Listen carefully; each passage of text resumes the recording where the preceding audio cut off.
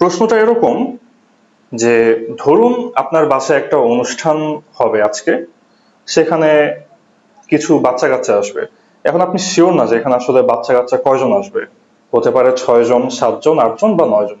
Minimum 6 জন হতে পারে, maximum 9 জন হতে পারে। এখন আপনাকে বলা হচ্ছে যে এদের মধ্যে চকলেট সমান ভাগে ভাগ করে দেওয়া লাগবে। একাধিক বাচ্চা যদি আসে, কাউকে কম দেওয়া কাউকে বেশি দেওয়া সম্ভব না।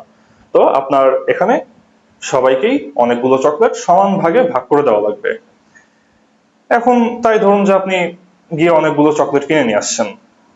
আপনি চকলেট কিনে নিয়ে আসছেন কয়টা? 966টা চকলেট আপনি কিনে নিয়ে আসছেন।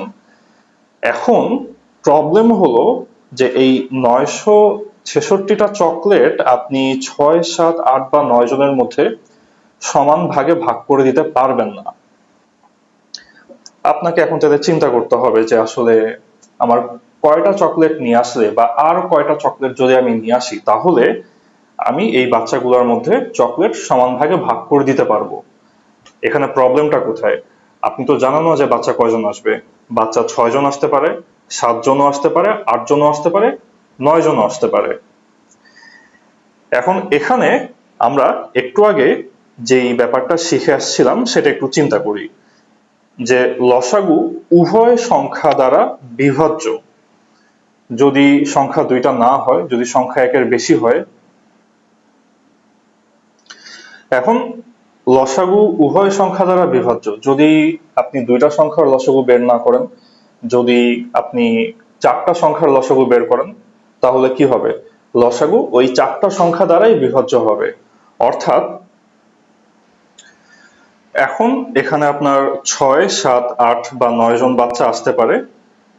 আপনি যদি এদের লসাগুটা বের করে ফেলেন, তাহলে আপনি শিওর যে আপনি যে লসাগুটা পাবেন সেই নাম্বারটা 6 আসুক অথবা 7 আসুক অথবা 8 অথবা 9, যে কয়জনই আসুক সবার মধ্যে সমান ভাগে ভাগ করে দেওয়া যাবে।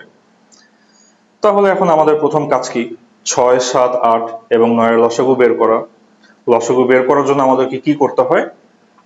আমরা এখানে সবগুলোকে ফার্স্টে ফ্যাক্টর আকারে ভাঙবো।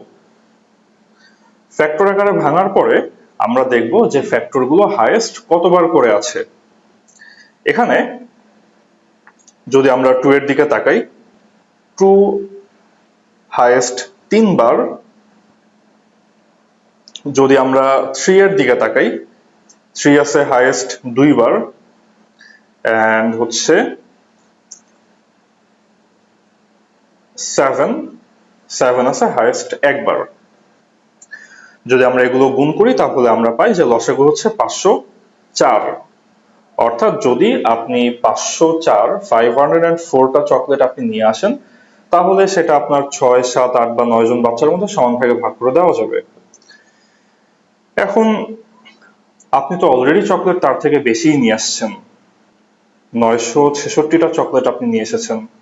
এখন চকলেট তো ফেরত দিয়ে আসা যাবে না। তাহলে কি করব? আমরা আরো চকলেট নিয়ে আসবো যাতে ভাগ করে দেওয়া যায়। আর কয়টা চকলেট নিয়ে আসবো?